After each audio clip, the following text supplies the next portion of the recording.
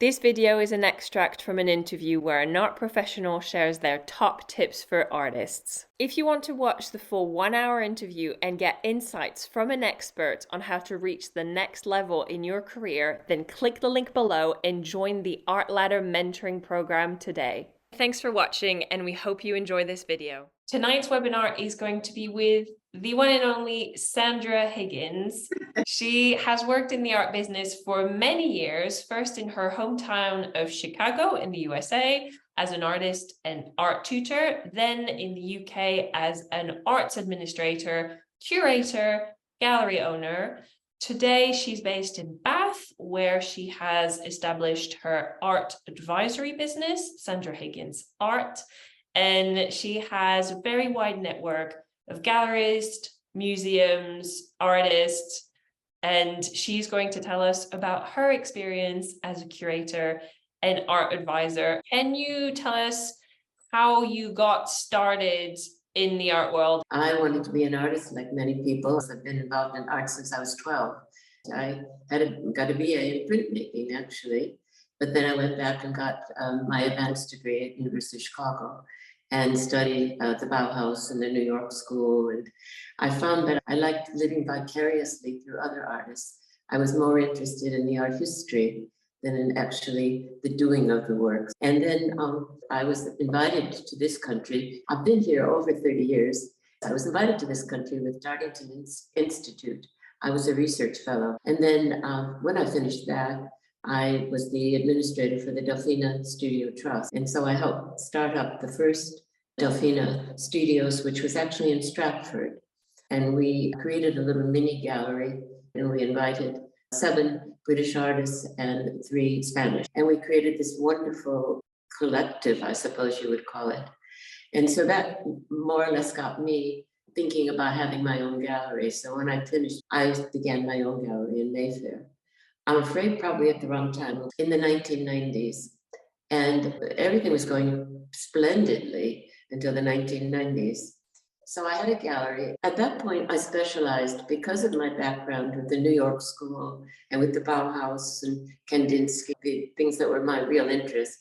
I showed abstract painters and sculptors, American and British, at a time that perhaps as well it wasn't as popular as it became in the ensuing years. And so having been a little bit shocked at the art market falling apart, I then decided I would go freelance, and I have ever since, basically. I basically do what I want to do now, which is great. So sometimes it's a curatorial, sometimes I'm an agent to artists to help them break into the art world. So you started as an artist and art tutor, then had your own gallery, and now work as a curator, art advisor, freelance. And that's taken you around the world. So what does your role as an art advisor, and I know it's very diverse, but what does that entail for the artist watching? If I work with an artist as an advisor, I'll help you with your portfolio. I'll help you with your presentation, suggestion for website, because websites are very important. We'll maybe get to this later. One of my artists said a compliment, and I hope it's true. As an advisor with an artist, I try to nurture the artist. And it's very important to trust your advisor or trust your gallery and collaborate and be transparent and work together. So basically, that's what I do as an advisor. I take someone on. Speaking of how and when you take someone on, I know a lot of the people watching are interested in knowing how you find new artists or what you look for before taking someone on. It's a combination of many things. I think we've mentioned in some of the other webinars as well. Instagram now is the place, of course, where your work can be seen. It doesn't cost you anything to put the work up there. And I think I should say right away too, I don't mind artists sending me transparencies and approaching me. On the other hand, if I feel, I will answer right away. And if I feel that it's not appropriate, I will tell them and maybe even suggest an advisor or a gallery they can go to. But I don't mind being approached. So approach is okay. I go to a lot of open studios. I go to, as I said, the art fairs and Instagram. So any place where you can make your work visible that I can see it.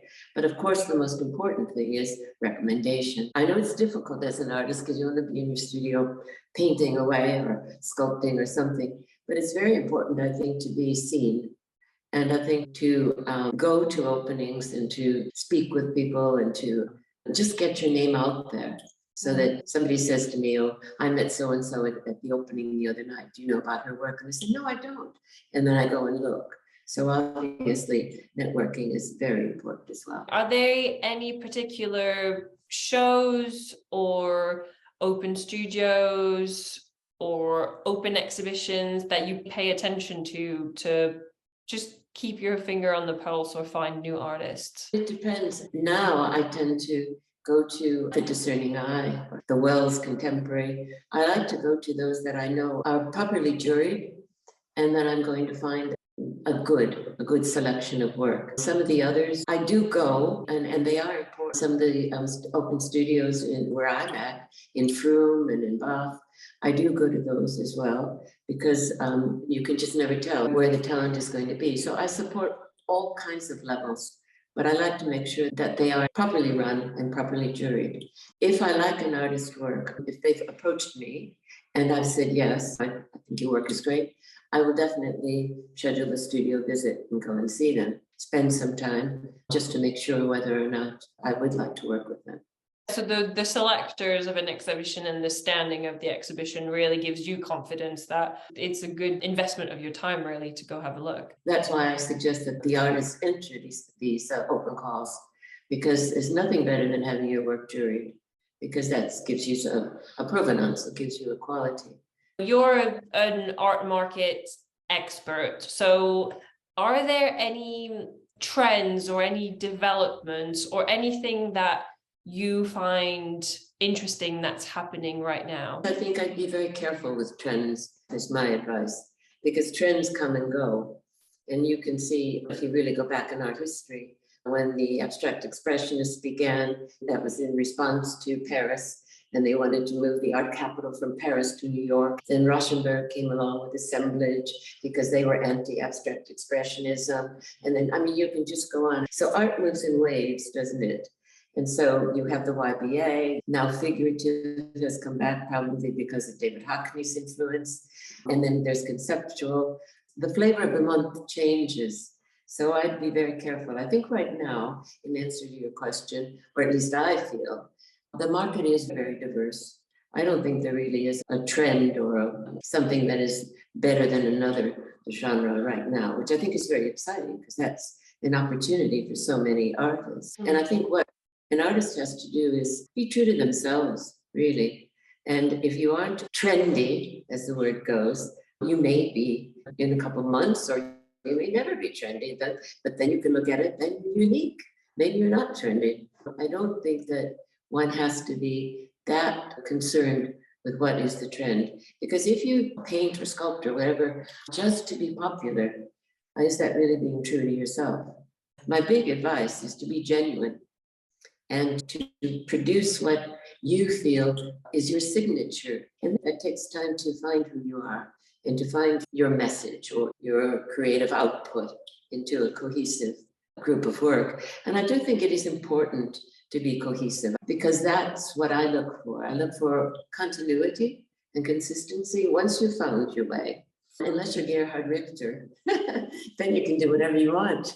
One of the big questions that we receive a lot from artists is around pricing their work.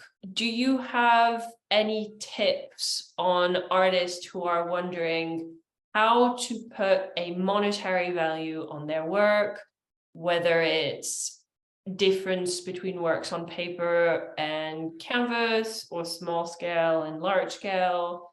The one thing I would say is be realistic in your pricing. I must say, I don't really work with student or emerging, but emerging is relative, so we have to talk about that too. But I'm not working with people straight out of uni pricing their work. So basically, once you have started and you've reached a plateau of the work that you're pricing your work realistically, then I think each time you sell, you can move up a certain point. But I really would advise, unless you are taken up by one of the major 10 galleries and your prices can go from 400 to 40,000 to 400,000 in a couple of years. I think just being realistic and perhaps going up in increments of 10% every time you have a good sale, going up and building and building. And you have to know your market. You have to know probably what other people are selling in your range as well, and then work accordingly. You picked up on something that I'm keen to explore a bit, is this whole concept of emerging, and in particular, as this program is for artists of all ages and at all stages of their careers. I'm really interested in what your thoughts are about that, about the fact that you might emerge or you might find success later in life or later in your career. What's emerging? I don't think one should ever stop. I think age is not relevant, really. If you still have that spirit and you still feel you can contribute, create, I don't think you should let age be an obstacle at all. So I'm probably proof of it. I love that. Just keep going. Yeah, no, you can emerge at any point, can't you? Really. You may have been a housewife and you didn't have a chance to get into the art scene, and now you are. You're an emerging artist. Emerging has that negativity of being not talented, not creative, an amateur. And that's absolutely not true. You may have had to postpone actually finding your creative outlet, but there's no reason you can't at any age, I feel. Of course, there is ageism. Let's not say there isn't. There is. But I think you just have to overcome that and continue. That's the spirit that you want to have. And I think that will shine through, because I think that's the other thing. Enthusiasm and commitment, that's really what you need. And a lot of artists who are just emerging straight out of school don't make it because they don't have that. And sometimes when you're mature and you can focus and really get a hold of your career, you'll be much better off, really. Thanks for watching this video. If you want to watch the full 1-hour interview and get top tips from an expert, then click the link below and join the Art Ladder mentoring program now. By joining the Art Ladder, you will get access to our full library of webinars with curators, collectors, critics, gallerists, and more. Don't forget to subscribe to our YouTube channel for more videos like this, and check out the description below for more free resources for artists.